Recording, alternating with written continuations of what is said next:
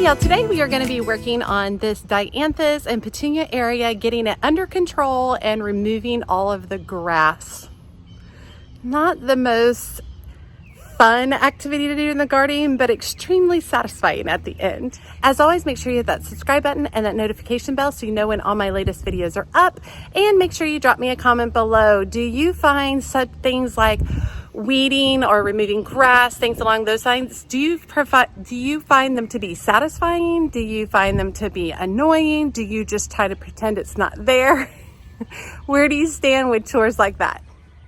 Okay, so all along this front edge of the bed is dianthus, super petunias, and Bermuda grass. And this is always an issue for me every year. So basically, typically what I do in past years is I just cut the grass back and I pretend it's not there. This year, I'm going to cut back my dianthus. I'm going to trim back the petunias a little bit, and then I'm going to go through and hand pull all the grass. Now, the best time to do this is starting with a moist soil. So the first thing I'm going to do is go through and water all of these to loosen up the ground a little bit so it's easier to pull out the grass. My main tool today are going to be my pruners for trimming everything back. And then I am going to be utilizing my hori knife, which I think that's over here. Let me go grab that. If you don't have a hori knife, it's an excellent tool, y'all. So I'm also going to be utilizing my hori knife here for digging up the grass as well. Once I'm done with everything, I'm going to add plant tone fertilizer to this portion of the bed. And I think it's going to be a massive difference. I'm really excited to get started. So let's go.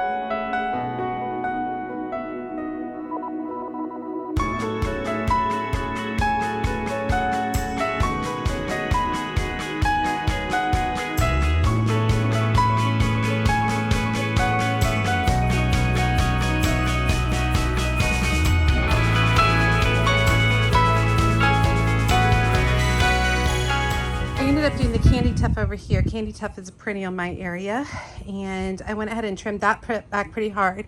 And I trimmed back all the dianthus. That's the dark magenta tone flower here. I trimmed it all back by at least 50%. It will give me a whole new flush. That's one of the great things about dianthus. Once it gets to the point where, let me find some buds that kind of show you. Once your dianthus gets to this point, like where it's this brown on the top, these dead flowers, trim it back by half and you'll get a whole nother round of blooms from it. And then I also trimmed up the supertunia that was overflowing over the edges. I wasn't too harsh on it, just on the edges, and then kept the main plants back into the bed. I'm totally fine if it overflows again. I just needed to trim it back so I could access all the grass. So if you have Bermuda in your lawn, you know that it is incredibly invasive grass. It is pretty much something that grows all in the newer suburban areas in the North Texas area. I don't know what grass they put in other regions, but here it's Bermuda because it's the cheapest and it fills in really fast. So that's what builders do. So I'm going to be going through with the hori knife and digging up the grass by the roots. You can't just cut it off. It is going down deep below with roots. So I'll try to dig up the roots as best as I can. Look at the luminary opalescence phlox from Proven Winners. Oh, it's just stinking gorgeous.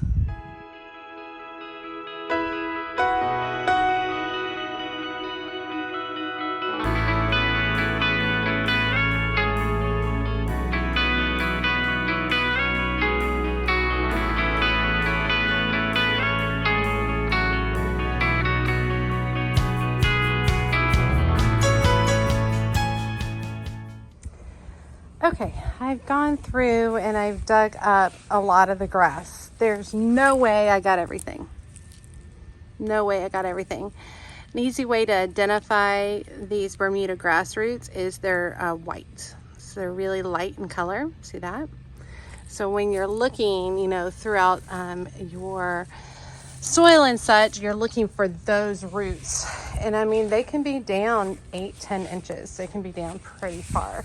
So I gave a really intense haircut to the dianthus and to the petunias, and now I've gone in and removed as much grass as I can for the time being. I'm sure it's not all. I have no doubt that there's more in here. This might be a project that I take on in the fall and go ahead and strip out all of this and really dig down and get as much of the grass out as I possibly can and then replant with something else. But now I'm going to go back and you can see, like, here's all the grass out here that I pulled up, y'all. It's a lot. It's a whole lot. The roots were insane. You can see a lot of the roots. So this whole piece right here, all these white roots were under the ground. And then these are the little shoots that are starting to come up out of the ground.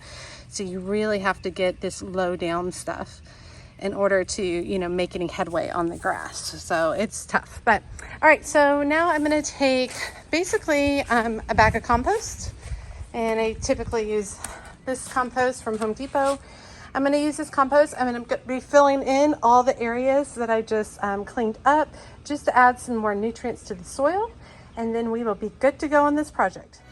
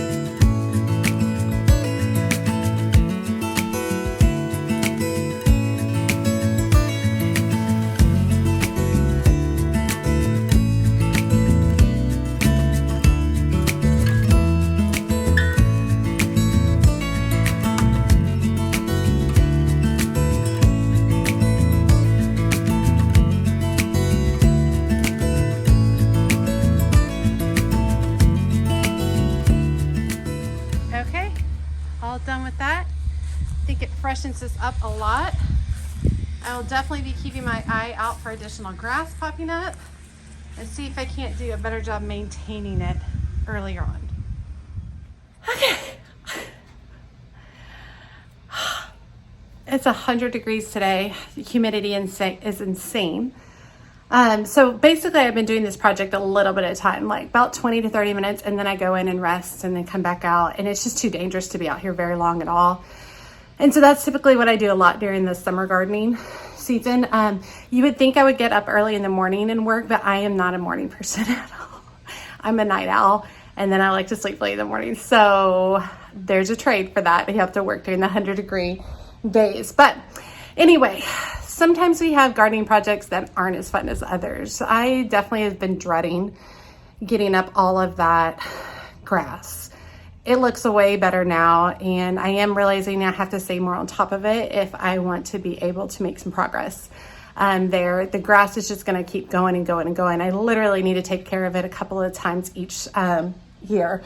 Probably really good to take care of it in the spring and probably in the fall next as well. So anyway, glad I got it done. Hope you guys enjoyed today's video, seeing a quick fresh up so you can kind of see what ends up happening with that, getting cleaned up all those dianthus, pruning back some of the supertunias, and pulling up all that Bermuda grass. A lot of big projects.